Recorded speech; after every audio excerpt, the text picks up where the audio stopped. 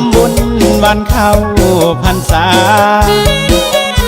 เคยอยู่ร่วมกันสุขสันต์หลายปีผ่านมาปีนี้น้องไปหายหน้าบ่มาเสียแล้วคนดีเคยอาบน้ำน้องห่วมคองกับอายเมื่อตอนยังวัยเลี้ยงควายอยู่หน้าป่าสีน้องลืมแล้วน้องอยู่ห่มคอกินต้มสาลีเกี่ยวข้าวเฮ็ดนาปีนี้คอยคนดีน้องบ่เห็นมาวันนี้น้องจะพัดพากจากอ้ายไปก่อนเป็นห่วงงามงอนเมื่อตอนฝนตกลงมากับคืนเถิดน้องเนื้อทองเจ้าลืมสัญญา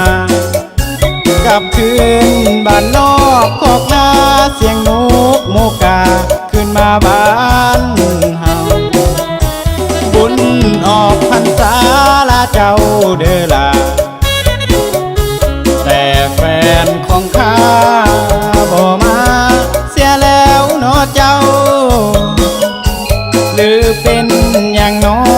งเนื้อทองกลายเป็นแฟนเขาปีนี้บ่เห็นส่งข้าวอายเลยนั่งเศร้าคอยเจ้าอยู่นาน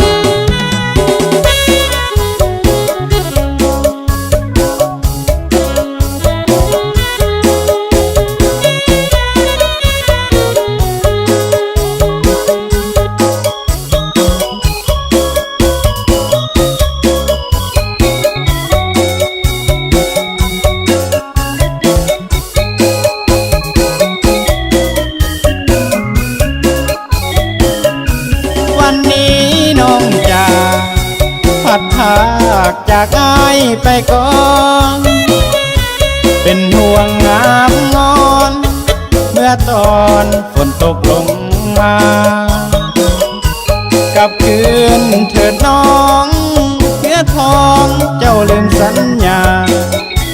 กับคืนบ้านนอกคอกนาเสียงนกโมกาขึ้นมาบ้านเฮาบุญออกพรรษาลาเจ้าเด้อลาแต่แฟนของข้าบ่มาเสียแล้วเนาะเจ้า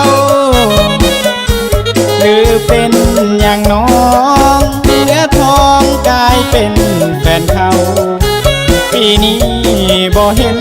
ส่งข้าวอายเลยนั่งเศร้าคอยเจ้าอยู่นาน